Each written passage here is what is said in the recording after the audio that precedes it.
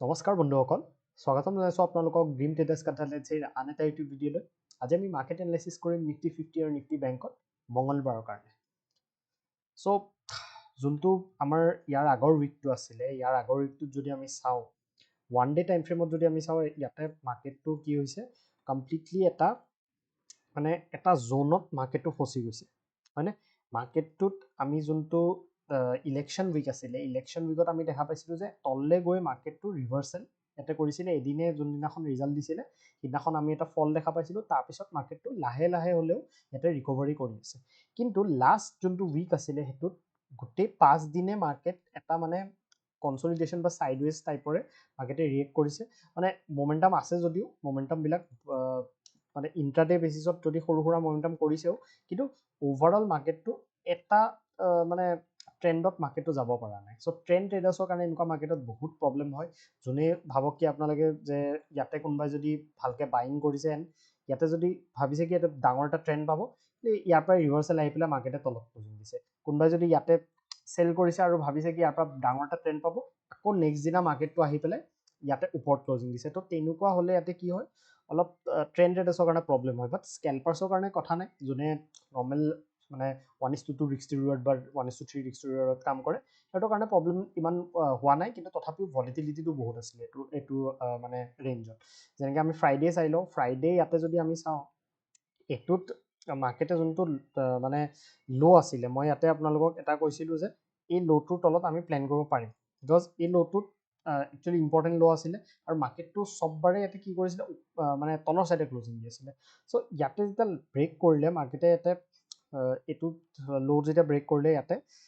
অলপমান ইয়াতে তলত গ'ল। কিন্তু তাৰপিছতে এই যোনটো ছাপৰ্ট আছিলে, এই যোনটো এটা প্ৰিভিয়াছ, এইটো একচুৱেলি 12 তাৰিখে এটা ছাপৰ্ট লৈছিলে মাৰ্কেটে, এই ছাপৰ্টটোৰ পৰাই মাৰ্কেটে এটা বাউন্স ইয়াতে দেখালে আৰু ইয়াতে যোনখিনি ইয়াতে কল চেলাৰ্ছ আছিলে বা পুট বায়াৰ্ছ আছিলে, সিহঁতক ট্ৰেপ কৰি পেলাই মাৰ্কেটটো ওপৰত গ'ল। এণ্ড তাৰপিছত চাওক গোটেই দিনটো ইয়াতে ছাইডৱেজ হৈ গ'ল। ঠিক আছে, তো সেইটো কাৰণে এই জেগাটোত একচুৱেলি ভলিটিলিটিটো, মই ৰেঞ্জটো আপোনালোকক কৈ দিছোঁ 15 মিনিটছত,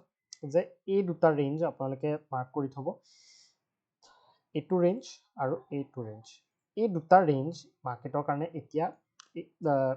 ইম্পৰ্টেণ্ট ৰেঞ্জ হয়। আল্টিমেটলি এই দুটা ৰেঞ্জ, আইডাৰ ৰেঞ্জটো যেতিয়ালৈকে ব্ৰেক নহয়, তেতিয়ালৈকে ডাঙৰ মোমেণ্টাম যোনটো মই কৈ আছোঁ কি ট্ৰেণ্ডিং বা যোনটো 1:5 বা 1:6 টাইপৰ ট্ৰেড যদি আপোনালোকে প্লেন কৰে, ট্ৰেণ্ডিং মোমেণ্টাম এইবিলাক লেভেলছ আইডাৰ ওপৰৰ লেভেলটো বা তলৰ লেভেলটো ব্ৰেক হ'লেহে আহিব পাৰে। ঠিক আছে, তো এতিয়া আমি কেনেকৈ প্লেন কৰিম? আমি ইণ্ট্ৰাডে বেচিছত যদি আমি স্কেল্পিং কৰি আছোঁ বা সৰু সুৰা টাৰ্গেট 1:2 বা 1:1 যদি আমি প্লেন কৰোঁ, তেতিয়া আমি অভিয়াছলি পাৰিম এইটো ৰেঞ্জৰ ভিতৰতো। ঠিক আছে, এতিয়া আমি কেনেকৈ প্লেন কৰিব লাগিব তো চাওক।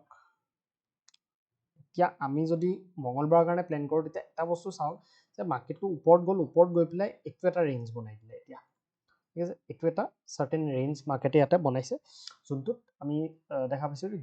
দুটা ৰেঞ্জ ইয়াতে ফৰ্ম হৈ গৈছে, হয়নে? এতিয়া মাৰ্কেটটো যদি এই দুটা ৰেঞ্জৰ আণ্ডাৰতে খোলে, ঠিক আছে,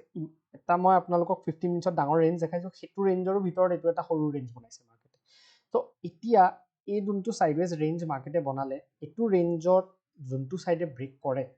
যদি মাৰ্কেটটো ইয়াৰ আণ্ডাৰত ফ্লেট খোলে বা ভাবক কি মাৰ্কেটটো এইখিনিত খুলি গ'ল, ইয়াতে খুলি যদি মাৰ্কেটে অলপ ছাইডৱেজ আৰু হয়, ছাইডৱেজ হৈ পেলাই এইটো লেভেল ব্ৰেক কৰে, তেতিয়াহ'লে আমাৰ এটা ট্ৰেড আমি এটা প্লেন কৰিব পাৰিম। এণ্ড ট্ৰেডটোৰ টাৰ্গেট আপোনালোকে ৰাখিব ইয়ালে। ফাৰ্ষ্ট টাৰ্গেট আপোনালোকৰ 50,180 আৰু ছেকেণ্ড টাৰ্গেটটো হ'ব 50,232। ঠিক আছে, কণ্ডিশ্যনটো কি যে মাৰ্কেটটো এইটো ৰেঞ্জৰ আণ্ডাৰতে খুলিব আৰু খুলি পেলাই লাগিলে ইয়াতে খুলিলে ফ্লেট খুলি পেলাই যদি ইয়াতে ওপৰত গৈ পেলাই কনচলিডেট কৰি যদি এইটো ব্ৰেকআউট কৰে, তেতিয়া আমি ইয়াতে এটা প্লেন কৰিম। এইটো মনত ৰাখিব যে চিধা চিধি যদি ব্ৰেকআউট কৰে কিন্তু ফেইল হৈ যাব পাৰে, যে চিধা খুলিছে মাৰ্কেট চিধা বোলে এনেকৈ গুচি গ'ল, তেতিয়া ফেইল হোৱা চান্সটো ইয়াতে মাৰ্কেটত থাকে। তেনেকৈ মই এক্সাম্পল আপোনালোকক দেখাই আছোঁ, যেনেকৈ চাওক ইয়াতে মাৰ্কেটটো ক্ল'জ হৈছিলে আৰু 9:15 ইয়াতে ডাইৰেক্টলি ব্ৰেক কৰিছিলে, কিন্তু তাৰপিছত চাওক সেই ষ্ট্ৰেংথটো নাপালে সেই কেণ্ডেলডালত। আপুনিতো অভিয়াছলি ৰানিং কেণ্ডেলততো নলয়, ৰানিং কেণ্ডেলৰ নেক্সট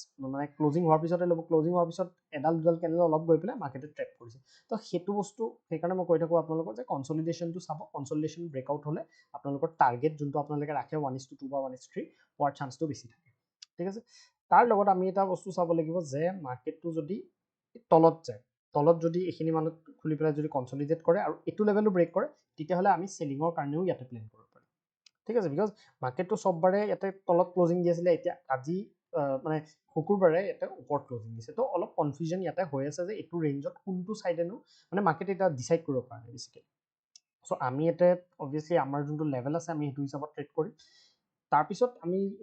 ট্ৰেডটোৰ কি ৰিজাল্ট হয় সেইটো বেচিছত আমাৰ ষ্টপ লছ থাকিব ষ্টপ লছত যদি ট্ৰিগাৰ হয় তেতিয়াহ'লে কথা নাই আমি এটা পইণ্টততো মাৰ্কেটটো আমাৰ মানে